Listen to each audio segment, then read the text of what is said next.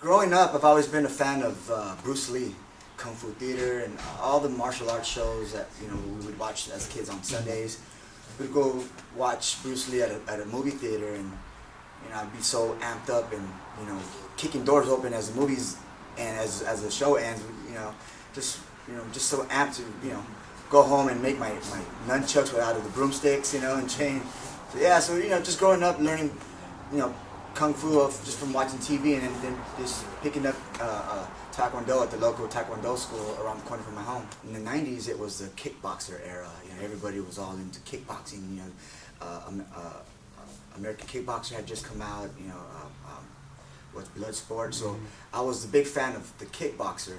And then when UFC came in, 1993, they had all the disciplines competing against each other, and I was rooting for the kickboxer. I thought Patrick Smith was going to win it all because he was, the awesome kickboxer. And lo and behold, this tiny little Brazilian guy, Royce Gracie, just comes out of nowhere and just starts wrestling guys. And at the time, we didn't know what it was. I was like, what's this? I didn't know what wrestling or jiu-jitsu was, so I was kind of upset that this guy would want to take the guy down on the ground and try to finish the fight on the ground. But again, I was ignorant. I didn't know what it was until after UFC 4, Royce defeating Chemo. I was like, okay, I think I gotta learn this stuff. So yeah, it was UFC. It was pretty much the open of the door for me. The big show, the cage, was kind of intimidating for me. Terry Treblecock, he's a promoter of King of the Cage. Before it was called King of the Cage, his very first show was called the Inland Empire Classic, and he had contacted Pedro and asked Pedro Carvalho if he had any students that would be willing to fight. And again, Pedro asked me, and he said this time it would be for $200. So I said, hey, $200, cool.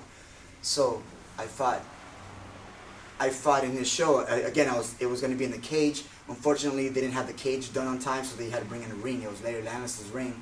I fought in the ring. I fought against Joe Stevenson. He was 16, 17 years old at the time. And this was the first time I fought in front of cameras and being interviewed, and it was a live show with just all the attention was on me. And I was pretty much nervous, but at the same time I saw like Gene LaBelle and I saw Gokor. I saw all these names. And I'm like, wow, like I was in awe still, So yeah, that fight, although I lost, it made me wanted to come back and do better. I'm 39. I have a couple of fights left in me, but in the beginning it was about fun, so we didn't care about our record. And now they're going by records, so now they're picking guys who are 6-0, 7-0. So those are, I call them paper fighters, looking good on paper, but when they get in the big show, they lose against a quality fighter, and then you never hear from that guy ever again. You never see him again. So that kind of bummed me out because I was one of the pioneers of the sport. I figured, hey, I figured they would give me a shot because I'm one of the pioneers, and they would still kind of want me involved in the sport somehow because of what I've done, or whom I fought. I fought champions. I didn't fight these tomato kids. Very rewarding.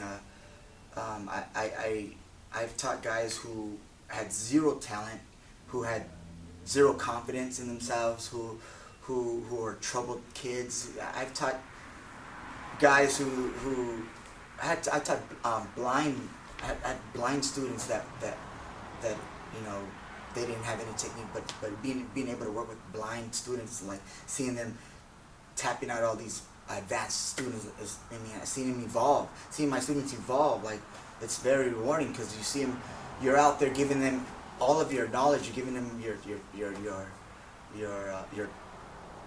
your art, and they're out there playing your game. It's something that you when you see your students competing and winning, it's very rewarding because like it's you out there,